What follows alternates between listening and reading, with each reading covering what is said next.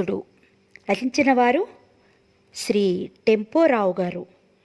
టెంపోరావు గారి పేరు డిటెక్టివ్ నవలా ప్రపంచంలో ఒక ధృవతార లాంటిది. మీ అందరికీ తెలుసు కదా. ఆయనే పాకెట్ నావెల్స్ అవి ఇంట్రడ్యూస్ చేశారు. ఆ రోజుల్లో చాలామందికి ఆయన మెంటర్ లాంటి వారు. డిటెక్టివ్ నావెల్స్ రాసే వాళ్ళందరికీ ఆయన ఒక హీరోలాగా మాట. సచిన్ క్రికెట్కి ఎలాగో టెంపోరావు గారు డిటెక్టివ్ నావెల్స్కి అట్లా మాట. సో విఎస్ రావు గారని వక్కంతం సూర్యనారాయణరావు గారు, ఆయన కూడా డిటెక్టివ్ నావెల్ రైటరు. ఆయన టెంపోరావు గారి మరణానంతరం తను రాసే నావెల్స్లో తన హీరోకి టెంపో అని ఒక పేరు పెట్టుకున్నారన్నమాట. టెంపో అని చెప్పి ఆ టెంపోరావు గారి మీద ఉన్న గౌరవంతో టెంపో అనే ఒక తన ప్రైవేట్ డిటెక్టివ్కి టెంపో అని పేరు పెట్టుకున్నారు. అంత ఫేమస్ మాట ఆ టెంపోరావు గారు. ఆయన డిటెక్టివ్ నావెల్స్ చాలా బాగుండేవి. అందులో మచ్చుకి నాకు దొరికినది ఇది చదువుతున్నాను చూడండి, చాలా బాగుంటుంది స్టైల్. ఓకేనా?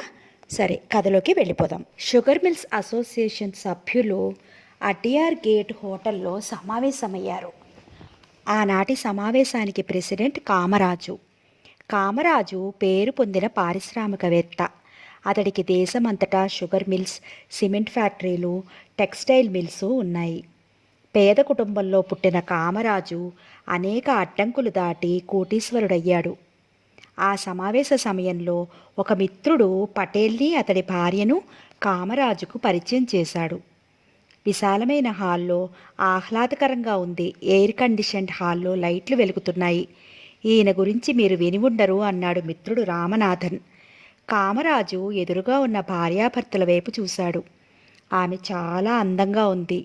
వినలేదు అన్నాడు కామరాజు. ఈయన బాబురావు పటేల్, ఆమె అతడి భార్య, పరిచయం చేశాడు రామనాథన్. మిమ్మల్ని కలుసుకున్నందుకు చాలా సంతోషం. సమావేశం ముగిశాక మాయమైపోకండి, మీతో మాట్లాడాలి అన్నాడు కామరాజు. మీ గురించి ఎంతో విన్నాను సార్. మీకెన్నో ఫ్యాక్టరీలున్నాయి. మాకున్నది ఒకే ఒక్క షుగర్ మిల్ అన్నాడు పటేల్ వినయంగా. మీ షుగర్ మిల్ చాలా పెద్దది. బాంబే వచ్చినప్పుడు మీ మిల్ గురించి చాలా విన్నాను అన్నాడు కామరాజు. సమావేశం ముగిసింది. పటేల్ తన భార్యతో వెళ్ళి కామరాజును కలుసుకున్నాడు. మీకోసమే చూస్తున్నాను అన్నాడతను. ఏదో మాట వరుసకి మీరు అలా అన్నారేమో అనుకున్నాను అన్నాడు పటేల్ నవ్వుతూ. నేను తేలిగ్గా మాటలను వాడను. నేనేదైనా అంటే ఐ మీన్ ఇట్ అన్నాడు కామరాజు. హాల్లో నుంచి ముగ్గురు హోటల్ ముందుకు నడిచారు. సమీపంలో మెర్సిడెస్ కారు సిద్ధంగా ఉంది. మాట్లాడాలంటే మనం స్థిమితంగా ఒక చోట కూర్చోవాలి. మా ఇంటికి పోదాం రండి అన్నాడు కామరాజు. మా గది ఈ హోటల్లోనే ఉంది. అక్కడకు మీరు దయచేయండి అంది సుజాత. మా ఇల్లు ఈ హోటల్ కంటే 10 రెట్లు బాగుంటుంది. నువ్వే చూస్తావు అన్నాడు కామరాజు. అలాగే వెళ్దాం పదండి అన్నాడు పటేల్. కామరాజు ముందు సీటులో కూర్చుని వాళ్ళిద్దరినీ వెనక కూర్చోమన్నాడు. డ్రైవర్ కారును పోనిచ్చాడు. మీరు నాగ్పూర్ వచ్చి మా అతిథిగా ఉండాలి అన్నాడు పటేల్. తప్పక వస్తాను, మీరు మా ఇంట్లో ఉండండి. కావలసినన్ని గెస్ట్ రూమ్స్ ఉన్నాయి అన్నాడు కామరాజు. పటేల్ ఓరగా తన భార్య వైపు చూశాడు. సుజాతను అతను ప్రేమించి పెళ్లాడాడు. తండ్రి చనిపోయాక పటేల్ షుగర్ మిల్స్కి అధిపతి అయ్యాడు. అతని వయసు 28 ఉండొచ్చు. భార్య అతనికంటే 5 ఏళ్లు చిన్నది. ఆమె బాంబేలో BA పాస్ అయింది. సుజాత ఏమీ మాట్లాడకుండా కూర్చుంది. ఒక గేటు వైపు కారు మెల్లిగా కదిలింది. 20 మంది సెక్యూరిటీ మనుషులు గేటు బయట కాపలా ఉన్నారు. అందరి చేతుల్లోనూ రైఫిల్స్ ఉన్నాయి. వీళ్ళందరూ మా సెక్యూరిటీ గార్డ్స్. డబ్బున్న వాళ్ళ గతి ఇంతే. సెక్యూరిటీ గార్డ్సు, బాడీ గార్డ్సు వాళ్ళకి కావాలి అన్నాడు కామరాజు. కార్మికుల అల్లర్లు ఇక్కడ ఎక్కువగా ఉన్నాయా ప్రశ్నించాడు పటేల్. అవి ప్రతి చోట ఉంటాయి. ఎంత ఇచ్చినా ఇంకా ఎక్కువగా కావాలని కార్మికులు అడుగుతూనే ఉంటారు. వాళ్ళు లేకుండా మనం ఫ్యాక్టరీలను నడపలేం. అందువలన వాళ్ళు అడిగిన దానిలో కొంతైనా ఇచ్చి వాళ్ళను పనిలోకి రప్పించాలి అన్నాడు Kamaraju. You are right sir అన్నాడు పటేల్. పోర్టికోలో కారు ఆగింది. తెల్లటి యూనిఫామ్లో ఉన్న 4 నౌకర్లు కారు వద్దకు వచ్చారు. ఒక యూనిఫాముడు నౌకరు వైపు కామరాజు చూశాడు. వీళ్ళిద్దరినీ రాయల్ గెస్ట్ రూమ్స్లోకి తీసుకెళ్ళు అన్నాడతను. కామరాజు నవ్వుతూ పటేల్, సుజాతల వైపు చూశాడు. మీకు బెస్ట్ రూమ్ ఇస్తున్నాను. అక్కడికి వెళ్ళి కాసేపు విశ్రాంతి తీసుకోండి. సరిగ్గా 7ంటికి బార్ రూమ్లో కలుసుకుందామన్నాడు కామరాజు. అలాగే సార్ అన్నాడు పటేల్. యూనిఫామ్డ్ నౌకరు వాళ్ళని రాయల్ గెస్ట్ రూమ్స్లోకి తీసుకెళ్లాడు. డ్రాయింగ్ రూమ్, పడక్కది, బాత్రూమ్ అఖండంగా ఉన్నాయి. పెద్ద డబుల్ కాట్, పైన ఫోమ్ పరుపులు, వెల్వెట్ దుప్పట్లు, డ్రాయింగ్ రూమ్లో ఖరీదైన సోఫాలు, గోడలకు అనేక పెయింటింగ్స్ వేలాడుతున్నాయి. స్వర్గంలా ఉందక్కడ. పటేల్ టైం చూశాడు. 4 దాటింది. మరో 3 గంటలు గడిచాక తను కామరాజుతో మాట్లాడాలి. అంతవరకు ఈ గదుల్లో ఉండాలి. యూనిఫామ్డ్ నౌకరు వాళ్ళ వైపు వినయంగా చూశాడు. మీకేదైనా కావాలా సార్ అడిగాడు. వద్దు అన్నాడు పటేల్. నౌకరు సెల్యూట్ చేసి బయటికి వెళ్ళిపోయాడు. మన హనీమూన్కి మనం కాశ్మీర్ వెళ్ళాం, ఇక్కడికి వచ్చుండాల్సింది అన్నాడు పటేల్ నవ్వుతూ. సుజాత తీయగా నవ్వింది. కాశ్మీర్లో ఉన్నది ప్రకృతి సౌందర్యం, ఈ గదిలో మనం చూసేది ధనం ఇవ్వగలిగిన అలంకారం అందామే. అతడు భార్య వైపు చిరునవ్వుతో చూశాడు. కామరాజు గారు సాధారణంగా ఎవరినీ ఇంటికి రమ్మనరు. మనల్ని రమ్మనడంలో ఏదో విశేషం ఉండి ఉండాలి అన్నాడతను. ఇంత డబ్బుంటే నాకెంతో భయం అందామే. ఈయనకి ఎంత డబ్బుందో నీకు తెలుసా? తెలియదు అందామే. ఇండియాలోని ధనవంతుల్లో ఆయన ఒకరు. ఆయనకు దేశమంతటా ఫ్యాక్టరీలున్నాయి. వెరీ వెరీ బిగ్ మ్యాన్ అన్నాడు పటేల్. ఎంత పెద్దవాడో చూద్దాం అందామే. ఎయిర్ కండిషన్ బాత్రూంలోని, బార్ రూమ్లోని ఫ్లోరసెంట్ లైట్లు ప్రకాశవంతంగా వెలుగుతున్నాయి. బార్ రూంలోకి వచ్చిన పటేల్ సుజాతలను కామరాజు నవ్వుతూ ఆహ్వానించాడు. ఈమె నా కూతురు రాధ అన్నాడు Kamaraju. Mister Patel and his wife అన్నాడతను. Mister Patel and his wife అన్నాడతను. రాధ నవ్వుతూ పటేల్తో అతడి భార్యతో కరచాలనం చేసింది. నలుగురు ఫోమ్ సోఫాల్లో కూర్చున్నారు. బార్ రూమ్లో చల్లగా హాయిగా ఉంది. తెల్లటి యూనిఫామ్లో ఉన్న నౌకరు వాళ్ళ దగ్గరికి వచ్చాడు. మీరేం తీసుకుంటారు అడిగాడు కామరాజు. లిమ్కా అంది రాధ. నాకు అదే అంది సుజాత. ఆడవాళ్లకు లిమ్కా, మాకు స్కాచ్, రాయల్ సెల్యూట్ విస్కీ అన్నాడు కామరాజు. నౌకరు వెళ్ళిపోయాడు. గోల్డ్ కేస్ తెచ్చి కామరాజు అతడికి అమెరికన్ సిగరెట్ ఇచ్చాడు. ఇద్దరు సిగరెట్ గోల్డ్ లైటర్తో వెలిగించారు. ఈ రేగన్ సిగరెట్ చాలా బాగుందన్నాడు పటేల్. అమెరికాలో రేగన్ సిగరెట్లు వెలువడి 2 నెలలు అయింది. ప్రెసిడెంట్ రేగన్ ఈ సిగరెట్లే కాలుస్తాడు అన్నాడు కామరాజు. ఈ సిగరెట్లు మీకెలా వస్తున్నాయి అడిగాడు పటేల్ అమాయకంగా. కామరాజు గంభీరంగా నవ్వాడు. అమెరికాలో కొత్తగా వచ్చిన ప్రతి వస్తువు నాకు 15 రోజుల్లో లోపల పంపబడుతుంది. న్యూయార్క్లో మా ఆఫీస్ ఉంది. ఆ ఆఫీస్ నడిపే ఎడ్వర్డ్ జి రాబిన్సన్ అంతా చూస్తాడు అన్నాడు కామరాజు. స్కాచ్ విస్కీ వచ్చింది. పటేల్, కామరాజు తాగడం ప్రారంభించారు. రాధా, సుజాత లిమ్కా సేవిస్తున్నారు. మిస్టర్ పటేల్, మనం నైజీరియాలో ఒక షుగర్ ఫ్యాక్టరీ పెట్టాలి అన్నాడు కామరాజు. అక్కడ ఏం లాభం సార్ అడిగాడు పటేల్. మిస్టర్ పటేల్, నేను నైజీరియా వెళ్ళాను. ఆ దేశం ప్రెసిడెంట్ నా ఫ్రెండ్. అక్కడ పెద్ద షుగర్ ఫ్యాక్టరీ పెట్టమని నన్ను ఎంతగానో అడిగాడు. చూస్తాను అన్నాడు కామరాజు. అయితే అక్కడ మీరు ఒక ఫ్యాక్టరీని పెట్టండి అన్నాడు పటేల్. ఒక కండిషన్ మీద అక్కడ ఫ్యాక్టరీ పెడతాను. నా వయసు 50 దాటింది. నేను నైజీరియాకు తరచూ వెళ్ళలేను. నువ్వు వెళ్తానంటే నేను ఫ్యాక్టరీ పెడతాను. నువ్వు ఊరికే వెళ్ళొద్దు. అక్కడ మనకొచ్చే లాభాల్లో నీకు సగం ఇస్తాను అన్నాడు కామరాజు. ఎంత లాభం వస్తుంది? సాలుకు కనీసం 2 కోట్లు అన్నాడు కామరాజు. పటేల్ ఉలిక్కి పడ్డాడు. కామరాజు చెప్పినట్లు చేస్తే తనకు సాలుకి ₹1,00,00,000 వస్తుంది. గొప్ప ఆదాయం. నేను తరచూ నైజీరియా వెళ్ళి వస్తూ ఉంటాను అన్నాడు పటేల్. చాలా సంతోషం. మిషనరీకి వెంటనే ఆర్డర్ ఇస్తాను అన్నాడు కామరాజు. 10 దాటింది. వాళ్ళింకా తాగుతూనే ఉన్నారు. పటేల్ బాగా నిషాలో ఉన్నాడు. సుజాత, నువ్వు రాధ వెళ్ళి డిన్నర్ తీసుకుని పడుకోండి. నీ భర్త తర్వాత నీ గదికొస్తాడు అన్నాడు కామరాజు. నేను నిద్రపోతే లేవలేనంది సుజాత. Don't bother. తలుపు మూసి లాక్ చేయి. తాళం తెరుచుకుని నీ భర్త వస్తాడు అన్నాడు కామరాజు. గుడ్ ఐడియా అందామే. సుజాతను డైనింగ్ హాల్కి రాధ తీసుకుపోయింది.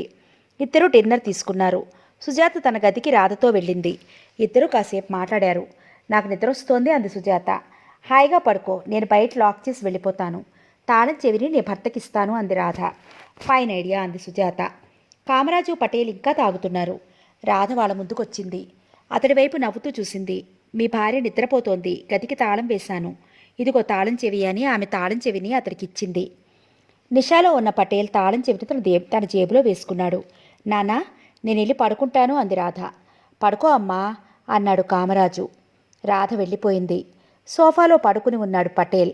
కామరాజు మామూలుగానే ఉన్నాడు. ఎంత విస్కీ తాగినా అతడి మీద పనిచేయదు. అతడు టైం చూశాడు. 11 దాటింది. కామరాజు యూనిఫామ్డ్ నౌకర్ని పిలిచాడు. అతడు దగ్గరగా వచ్చాడు. మస్తాన్, పిలిచాడతను. సార్ అన్నాడు నౌకర్. అతడు నిద్రపోతున్నాడు. లేస్తే మళ్ళా అతనికి విస్కీ ఇయ్యి. అతను కదలకుండా ఇక్కడే పడుకోవాలి అన్నాడతను. అతడు లేస్తే నొక్కేస్తాను సార్, విస్కీ నోట్లో పోసి పడుకోబెడతాను అన్నాడు మస్తాన్. గుడ్ అని కామరాజు సోఫాలో నుంచి లేచాడు. బార్ రూంలో నిలబడి కామరాజు సిగరెట్ వెలిగించాడు. అతడి చెయ్యి జేబులోకి వెళ్ళింది. తాళం చెవులు కుత్తి ఉందక్కడ. బార్ రూంలోంచి అతడు డైనింగ్ హాల్లోకి వెళ్ళాడు. కుర్చీలో కూర్చున్నాడు. యూనిఫామ్డ్ నౌకర్ దగ్గరికి వచ్చాడు. గెట్ మై డిన్నర్ అన్నాడతను. అతడు అరగంట పాటు తృప్తికరంగా తిన్నాడు. టైం చూశాడు. 12 కావస్తోంది. సుజాతి పాటికి నిద్రపోతూ ఉంటుంది. 12 తర్వాత కామరాజు రాయల్ గెస్ట్ రూమ్స్ వైపు నడిచాడు. జేబులో ఉన్న తాళం చెవులు కుత్తిరి పైకి తీశాడు. ప్రతి తాళం చెవి మీద గది నంబరు ఉంది. అతడు తలుపు లాకు తెరిచి మెల్లిగా లోపలికి వెళ్ళాడు. తలుపును మూశాడు. పడగ్గదిలోకి మెల్లిగా నడిచాడు. 0 వాట్ బల్బు వెలుగుతోంది. డబుల్ కాట్ మీద ఆమె పడుకుని ఉంది. ఆమె పరుపు దగ్గరగా వెళ్ళాడు. 0 వాట్ బల్బును ఆఫ్ చేశాడు. గదిలో చాలా చీకటిగా ఉంది.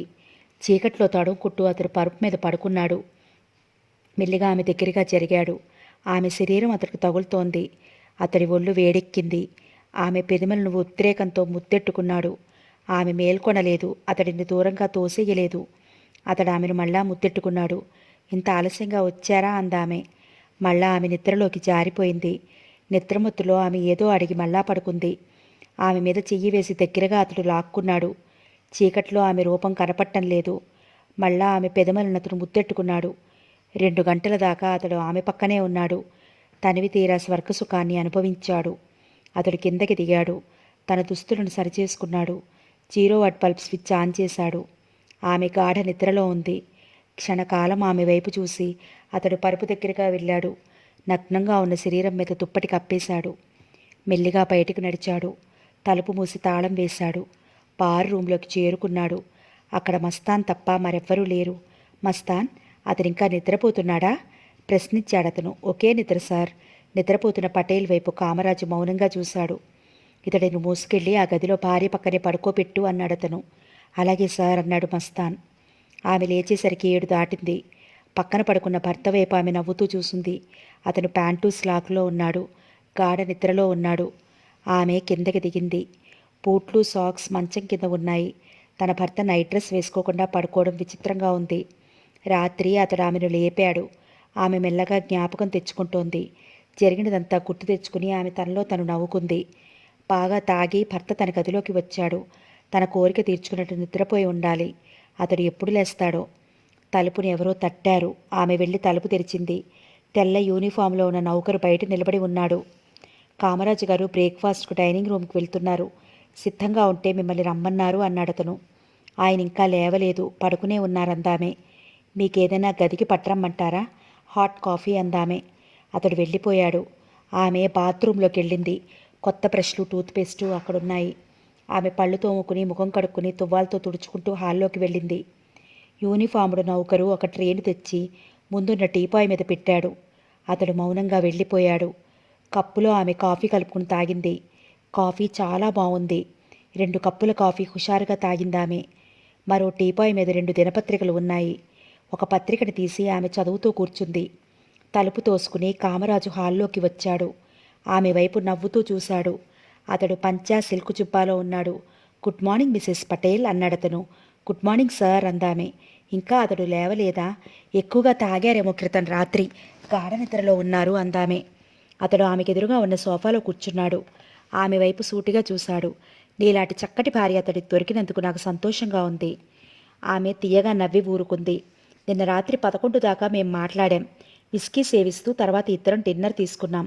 అతడు తన గదిలోకి వెళ్ళిపోయాడు. నేను నా గదిలోకి వెళ్ళి నిద్రపోయాను అని అతడు ఆమె వైపు సూటిగా చూశాడు. ఆయన ఎప్పుడొచ్చారో నాకు గుర్తులేదు. నేను గాఢ నిద్రలో ఉన్నాను అందామె. కామరాజు మెదడులో ఆలోచనలు సాగుతున్నాయి. భర్తకు బదులు తన గదిలోకి వచ్చినట్లు ఆమె గుర్తించలేదు. అది అన్ని విధాలా మంచిదే. అతడు సోఫాలో నుంచి లేచాడు. నా ఆర్ట్ గ్యాలరీ చూద్దుగానరా, ఆయన లేచాక ఇద్దరం వస్తాం అందామె. అతడిని లేపేయి. వద్దు, పడుకొనియండి, కాసేపట్లో ఆయనే లేస్తారందామె. మా కారులో మీరిద్దరూ మహాబలిపురం వెళ్ళి రావచ్చు. అక్కడికి వెళ్ళాలన్నావు కదా? థ్యాంక్స్, అలాగే వెళ్తామందామె. కామరాజు ఆలోచిస్తూ బయటకు నడిచాడు.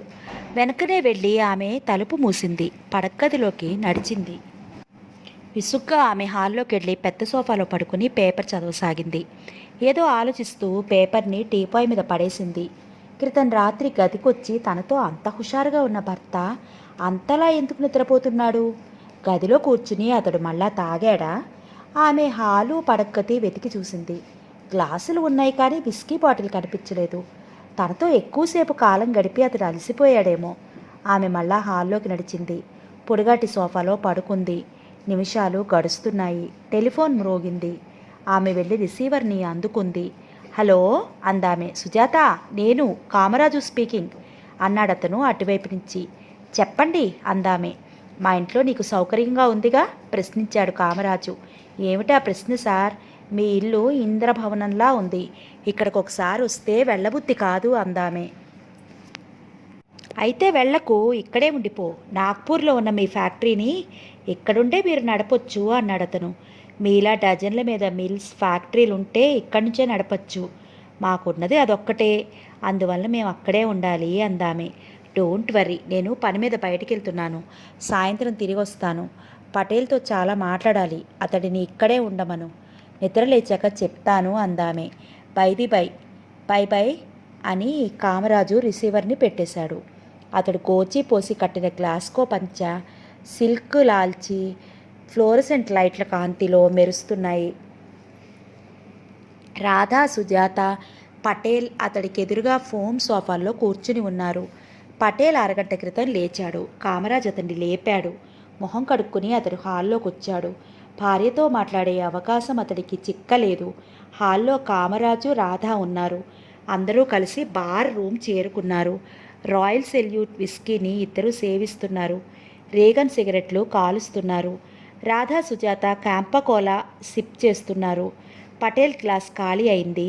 కామరాజు నౌకర్ని పిలిచి గ్లాసులో విస్కీ పొయ్యమన్నాడు. సుజాత అతడి వైపు నవ్వుతూ చూసింది. ఆయన చేత మీరు ఎక్కువగా తాగించేస్తున్నారు.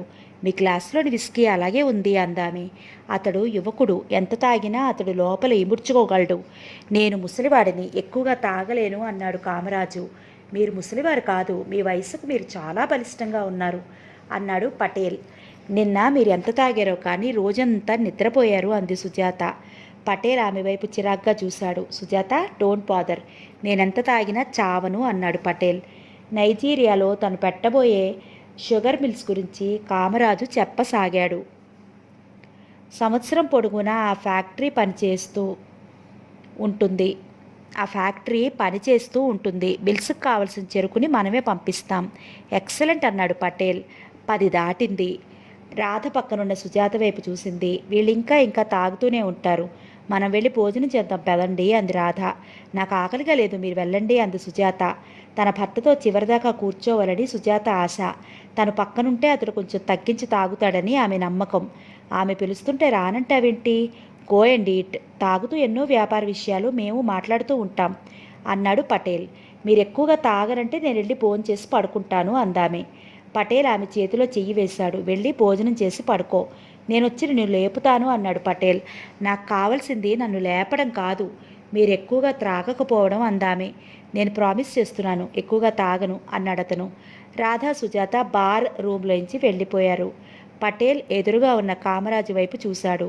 క్షమించండి, భార్య భర్తకి ఒక విధమైన టెస్ట్. పటేల్, అలా అనకు. 2 ఏళ్ల క్రితం నా భార్య భానుమతి మరణించింది. ఆమె మూలంగా నేనింత ఎదిగాను.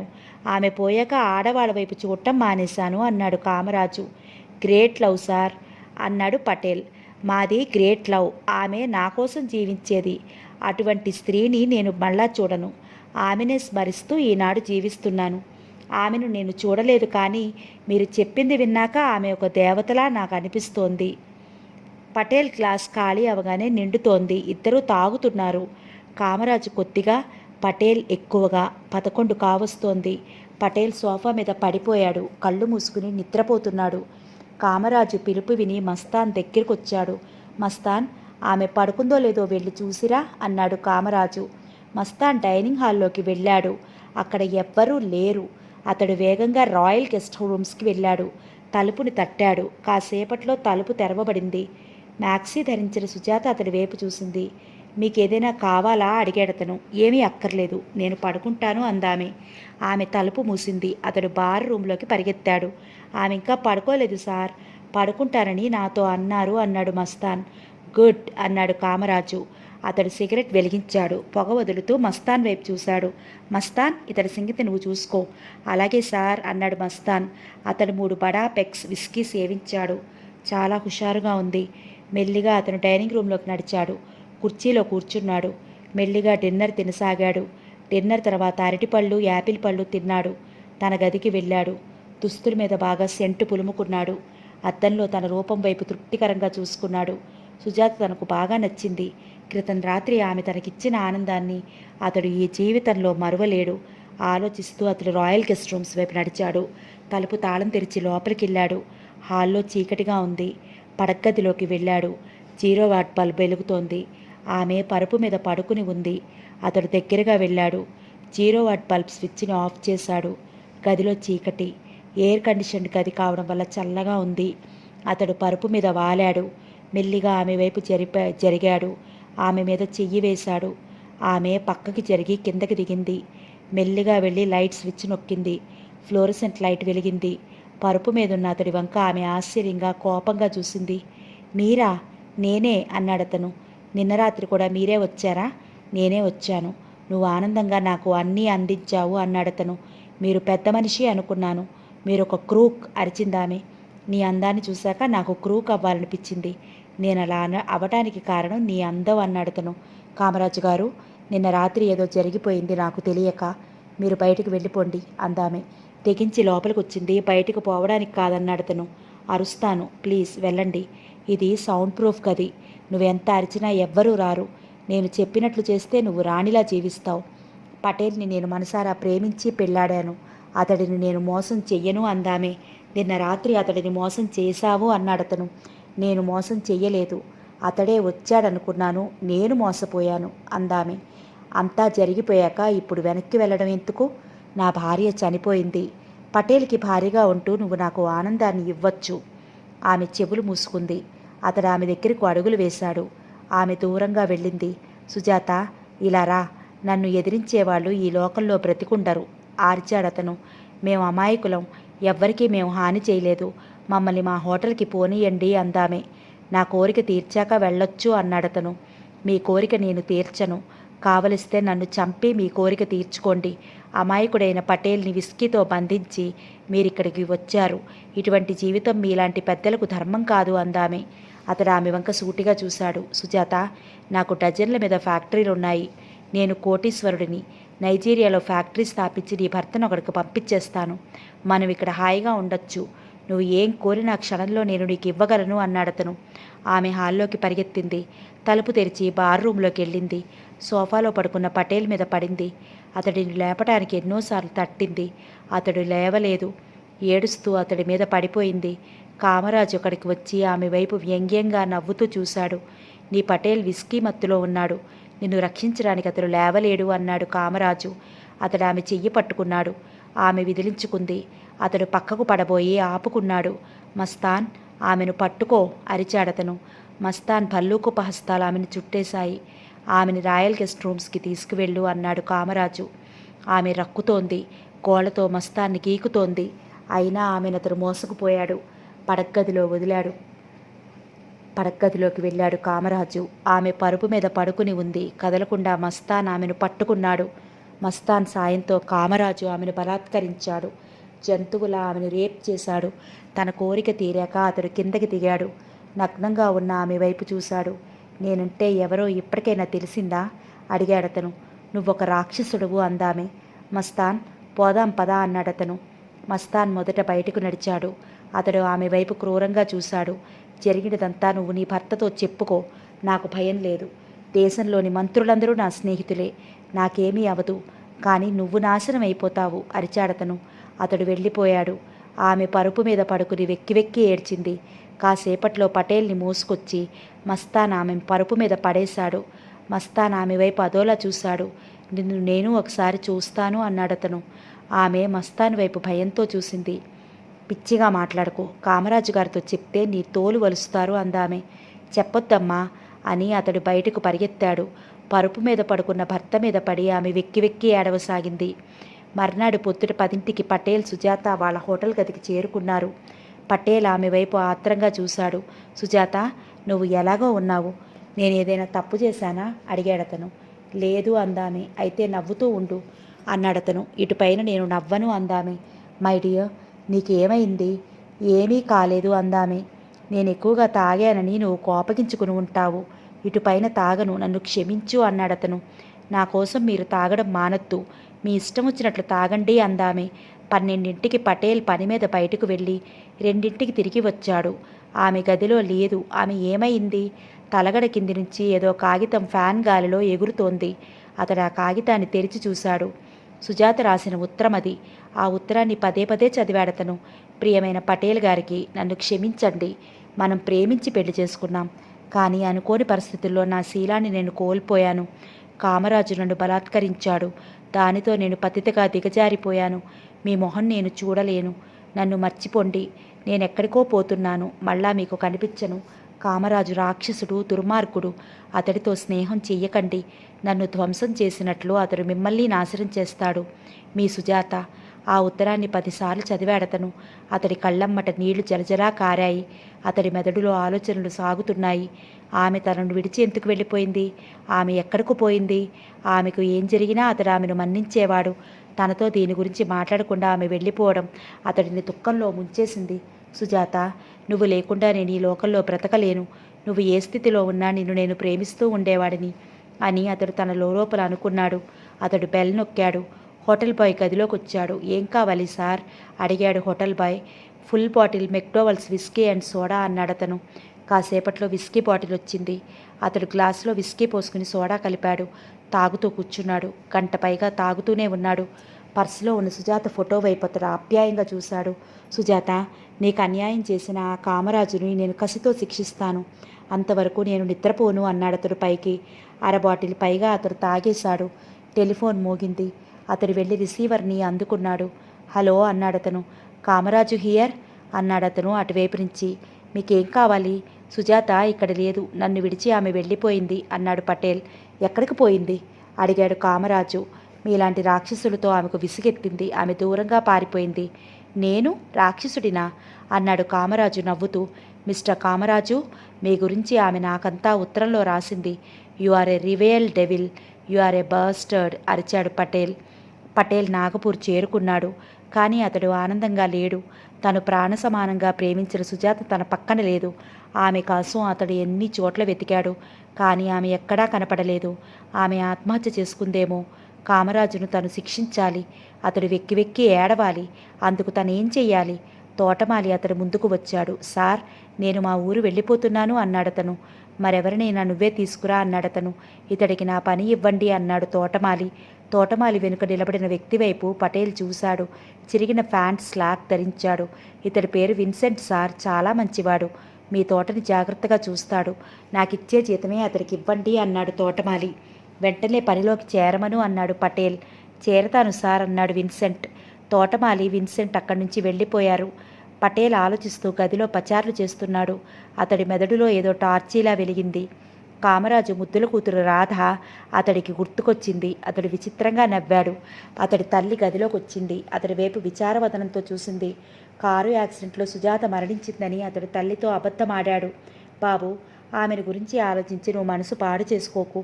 నువ్వింకా చిన్నవాడువు, మళ్ళా పెళ్ళాడచ్చు అందామె. అతడు వ్యంగ్యంగా నవ్వాడు. అలా నవ్వుతావెందుకురా? మీ నాన్నగారు నన్ను 2వ పెళ్లి చేసుకున్నారందామె. నేను మళ్ళా పెళ్లి చేసుకోనమ్మా.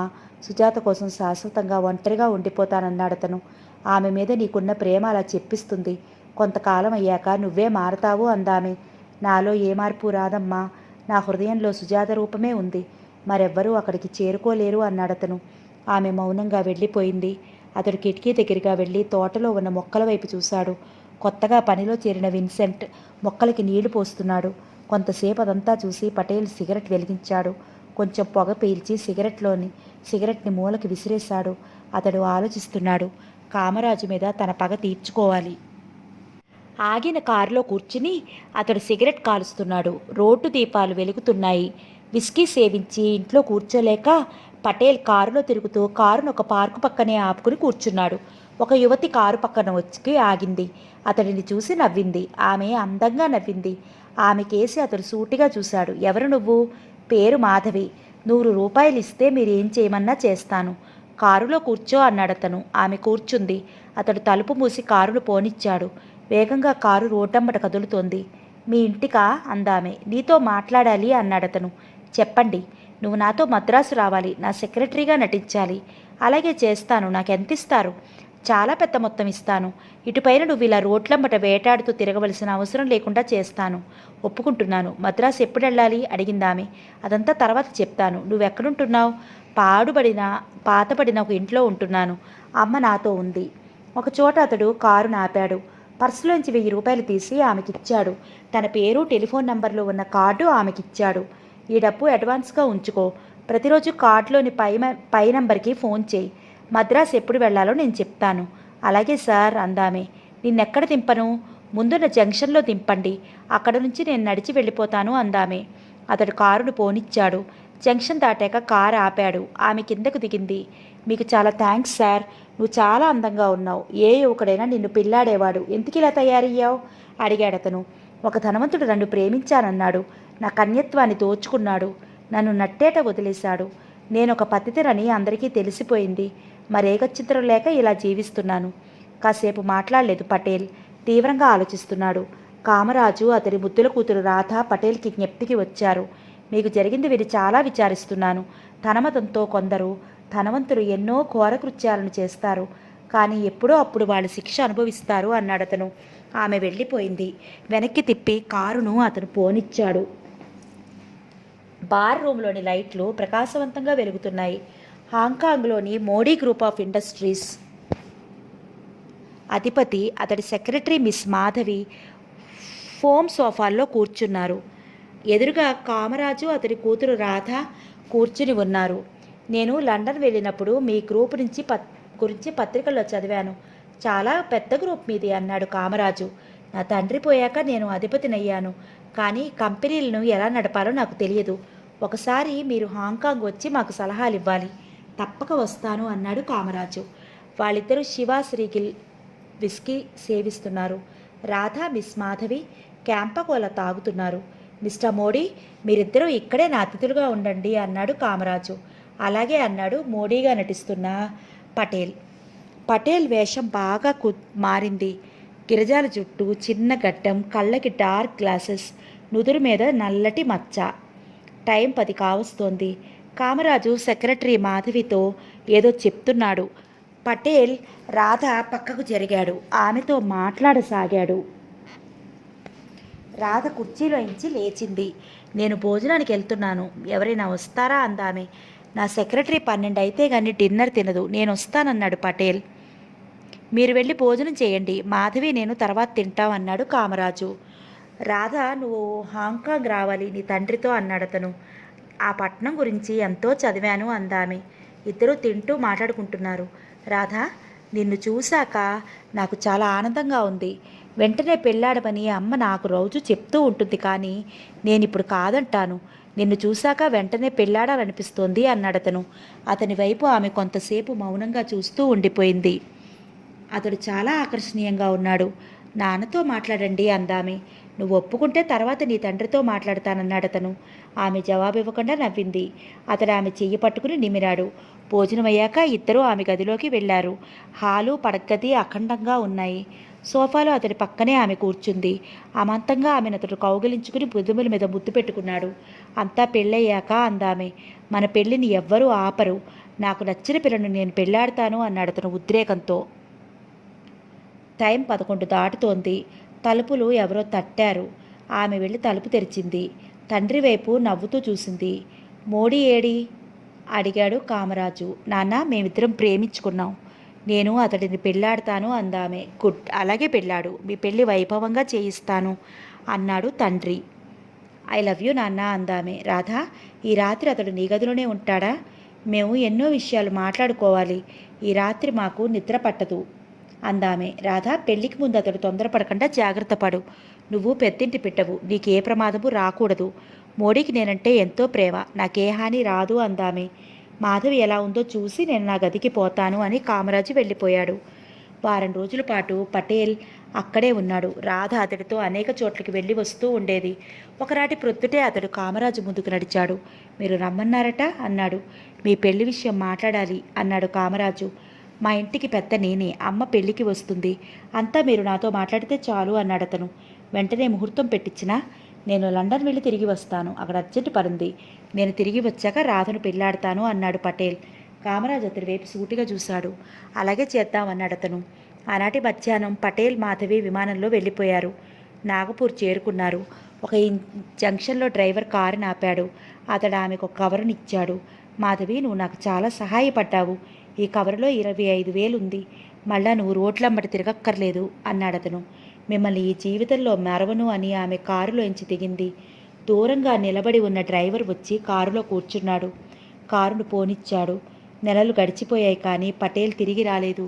అతడిచ్చిన లండన్ అడ్రస్కు రాధ ఎన్నో ఉత్తరాలు రాసింది, కానీ జవాబు లేదు. రాధ గర్భవతి అయింది. గాబరాగా కామరాజు ఆమె వైపు చూశాడు. తొందరపడవద్దని నేను ముందే నిన్ను హెచ్చరించాను, నువ్వు నా మాట వినలేదు అన్నాడు కామరాజు. ఆయన నన్ను మోసం చేయరు నాన్న, త్వరలో ఆయన వస్తారు అందామె. అతడు వెళ్ళి 3 నెలలు దాటింది. ఒక ఉత్తరం కూడా అతడు నీకు రాయలేదు.